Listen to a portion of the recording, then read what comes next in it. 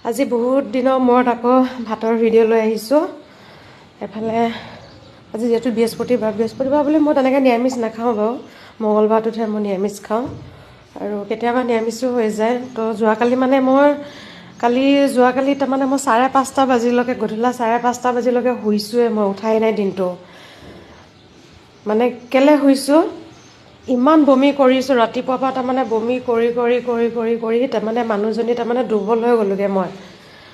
লাষ্টত সন্ধিয়া 5:30 বজাত উঠিছোঁ। উঠি পেলাই আকৌ ফাৰ্মাচী গৈছোঁ। ফাৰ্মাচীৰ পৰা আহি আকৌ মেডিচিন খাইছোঁ। খাই পেলাই ভাবিছিলোঁ অকণমান ভাল পাম। মেডিচিন খোৱাৰ পাছতো তাৰমানে ভাল পোৱা নাছিলোঁ মই। ইমানে গাটো যোৱাকালি ইমান অসুস্থ আছিলে গাটো। মানে তাতে এটা ৰুমতো আছিলোঁ অকলে।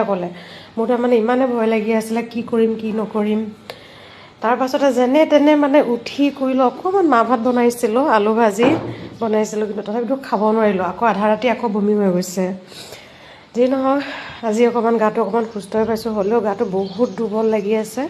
সেইকাৰণে ভাতটো তাৰমানে একদম মানে বেলেগ জুতি কৰি লৈছোঁ আৰু। এফালে পাপৰ ভাজি লৈছোঁ, ডিমৰ পোচ, বইল দালি, গাজৰ, অমিতা, আলু যি আছে চব দি দিছোঁ তাৰমানে।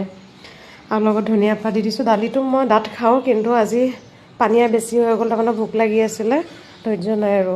এফালে বনাই লৈছোঁ চালাড, এফালে আছে আলু আৰু বুটৰ ভাজি, জলফাই আচাৰ আৰু জলকীয়াকেইটা যে বজাৰৰ পৰা আনিছিলোঁ যোৱাকালি, ইমান ডাঙৰ জ্বলাও বহুত আকৌ।